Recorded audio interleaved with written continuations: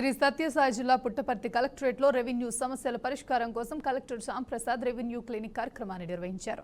జిల్లాలోని పుట్టపర్తి, కదిరి, ధర్మవరం, పెనుగొండ డివిజన్ల వారీగా ప్రత్యేక స్టాళ్లను ఏర్పాటు చేసి దళారులను ఆశ్రయించకుండా బాధితులే నేరుగా వచ్చి అడంగల్, చుక్కల భూములు, పాస్ పుస్తకాలు వంటి దీర్ఘకాలిక సమస్యలను పరిష్కరించుకోవాలని ఆయన సూచించారు. ప్రతి నెలగా 4వ సోమవారం నిర్వహించే ఈ క్లినిక్తో పాటు వాట్సాప్ గవర్నెన్స్ ద్వారా కూడా ఫిర్యాదులు చేయవచ్చని, రైతులకు అవగాహన కల్పిస్తూ ఆర్జీదారుల సమస్యల పరిష్కారంలో అధికారులు చిత్తశుద్ధితో పనిచేయాలని కలెక్టర్ ఆదేశించారు.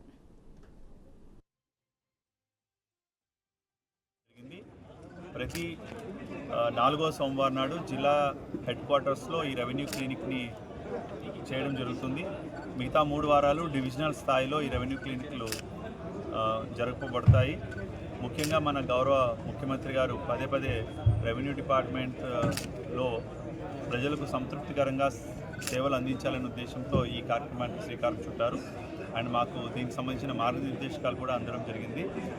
ఇందులో రెగ్యులర్ పీజీఆర్ఎస్కి దీనికి ఉన్న మెయిన్ వ్యత్యాసం ఏంటంటే ఇక్కడ రికార్డులు మొదలైనవన్నీ కూడా వాళ్ళు ప్రిపేర్డ్గా అన్నీ కూడా పెట్టుకొని ఉంచుకుంటారు.